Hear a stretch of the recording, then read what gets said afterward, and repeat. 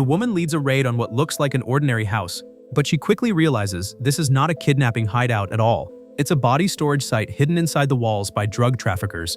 FBI agent Kate storms the house with her team. A gunman opens fire from the corner. The team returns fire, and the threat seems to be over. Kate is about to examine the body, but a colleague notices a bullet hole in the wall behind her. He moves in to take a closer look. There appears to be a hollow space behind it. They tear into the wall together. A wave of rotting stench immediately pours out, and then two bodies wrapped in plastic are found standing upright inside the wall. Kate throws up on the spot, not because she hasn't seen dead bodies before, but because what she's seeing goes far beyond ordinary crime. The FBI quickly seals off the scene and begins tearing the walls apart layer by layer. On just the first floor alone, more than 30 bodies are discovered. These people weren't killed on the spot. They were packed into the house like objects by the traffickers. Based on the method investigators believe, this is likely the work of the Sonora cartel in Mexico, and the property owner Diaz is a key figure for the cartel inside the US. But the real shock is still to come. The FBI soon discovers something else in an outdoor storage shed, a hidden compartment sealed with a heavy lock. As Kate moves in to inspect it, a massive explosion suddenly erupts. The blast throws her to the ground. When she stumbles back to her feet, the yard is filled with smoke and blood. Several teammates who were just with her moments ago are blown apart right in front of her eyes. The case quickly makes national headlines, and higher authorities are finally forced to act. The Department of Justice calls an emergency meeting. They decide to form a special task force targeting the cartel behind Diaz. Kate is recruited into the unit assigned to capture Diaz. CIA officer Matt, who specializes in international narcotics operations, is appointed team leader. Kate was originally just an FBI agent handling kidnapping cases. She has no experience in the drug war and little understanding of cross-border operation. But after watching her teammates get blown up, when Matt asks if she wants in, she doesn't say no. The next day, Kate boards a plane heading for the US-Mexico border. Matt, the team leader, looks like he's heading on vacation. The man traveling with them, Alejandro, is even more unusual. He stays silent the whole way, pale and distant, and sometimes jolts awake as if from nightmares. After landing, Kate quickly senses something is off. The meeting point is a US military base. Dozens of Special Forces soldiers recently returned from combat have already been briefed and deployed. Everyone knows their role. Only Kate is left completely in the dark. She confronts Matt, but Matt simply tells her, "If you want the people who killed your team, just follow me." Kate is officially part of the unit, but from this moment on she feels like nothing more than an observer. The convoy soon heads toward the border city of Juarez, Mexico. Right after crossing immigration, armed Mexican police vehicles surround them as escort. Kate assumes it's protection, but Alejandro warns her the real danger isn't just the cartels, and the local police may not be clean either. The convoy enters the city. Dead bodies of cartel members hang from an overpass. People on the streets keep going like nothing is unusual. For the first time, Kate realizes the horror here isn't sudden. It has become normal life. Their mission target is to retrieve a prisoner from a Mexican military base. His name is Guillermo, Diaz's brother, who holds key information about the cartel's smuggling routes. The pickup goes surprisingly smoothly, but once they leave the base, the atmosphere shifts immediately. Suspicious police cars appear on the left, motorcycles speed past on the right. Every intersection feels like an ambush waiting to happen. And worst of all, they're blocked at the border crossing by a staged accident. Traffic stops completely. There's no way forward or back. Two cartel vehicles quietly close in. Before the shooters can act, Special Forces surround them. Suelta la pistola. Quieren morir. The firefight has just ended when Kate notices in the rearview mirror a corrupt Mexican cop sneaking up behind her. The attackers in front were just a distraction. The real threat is coming from somewhere she can't see. Back at the base, Kate finally snaps. She believes the operation has no rules, no authorization, and no transparency. But Matt doesn't care. He tells her if she can't handle it, she can leave. Matt then hands Guillermo over to Alejandro for interrogation. Guillermo initially says nothing, but the moment he sees a bucket of water on the floor, his expression changes instantly. Ahorita vas a ver lo que es conocer a Dios en tierra yankee. What do you keep looking at me for? No.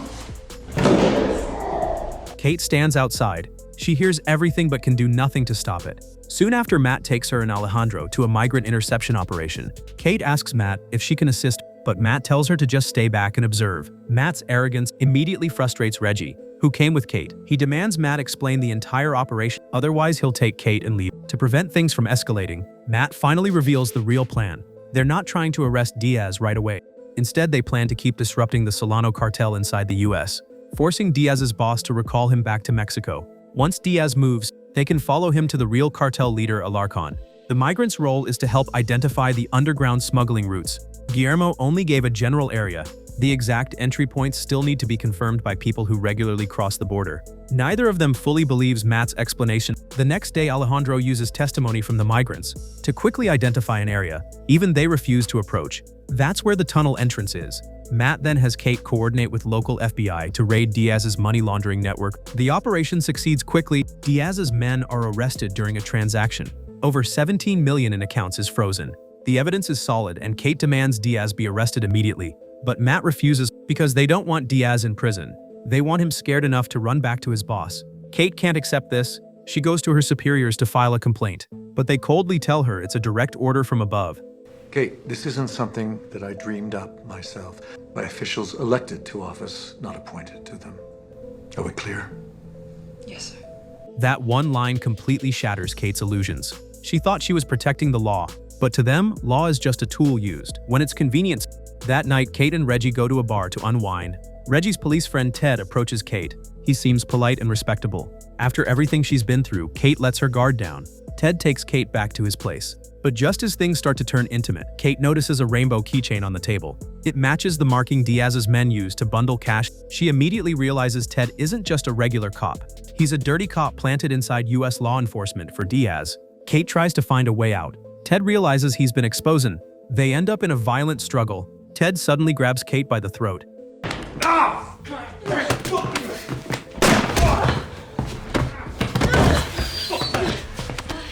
Just as she's about to pass out from lack of air, Alejandro suddenly appears and subdues Ted. It turns out Matt had already anticipated this. Kate had already exposed herself to Diaz when she forced her way into the bank investigation.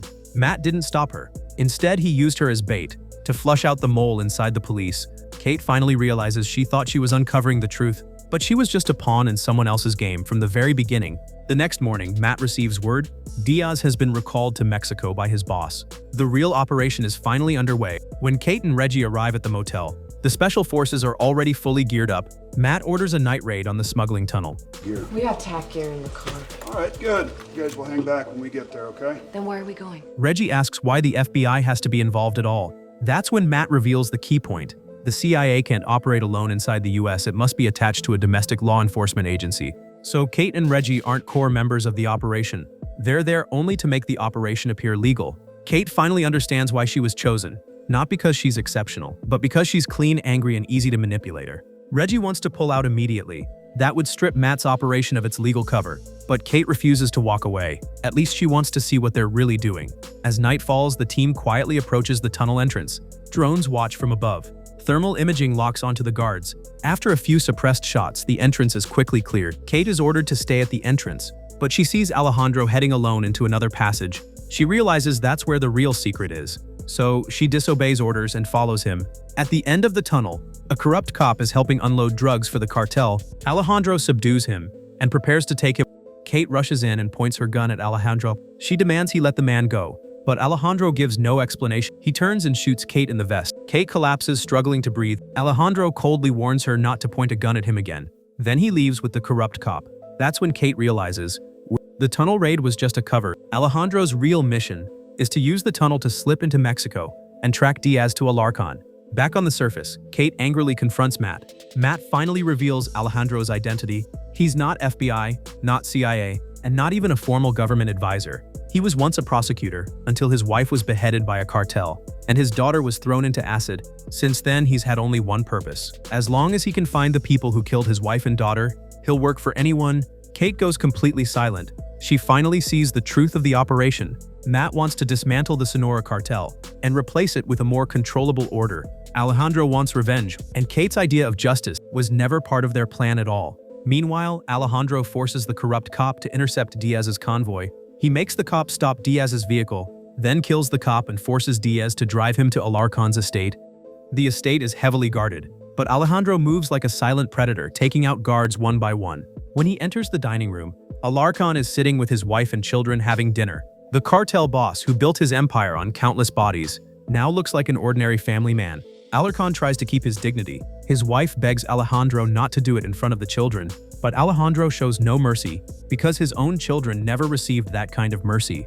Gunshots ring out. Matt gets the outcome he wanted. A few days later, Kate returns home. She stands on the balcony, smoking as if trying to breathe out everything that happened. A sound comes from inside the house.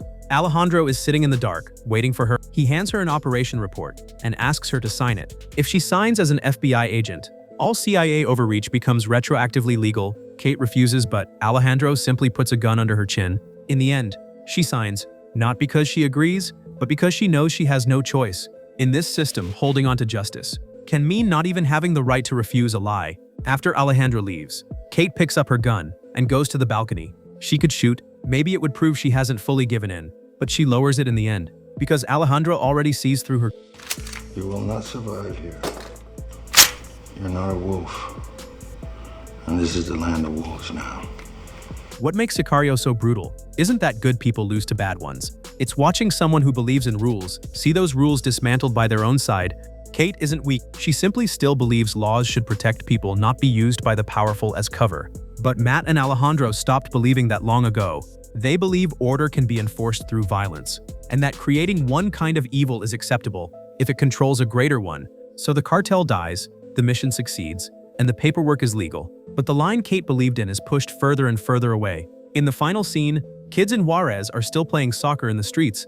Gunshots echo in the distance. Everyone pauses for a moment. Then the game continues. That's the real tragedy of human nature. When violence first appears, people are afraid. When it becomes daily, people get used to it. Once children learn to live through gunfire, the world doesn't need to be declared lost anymore, because it already belongs to the wolves.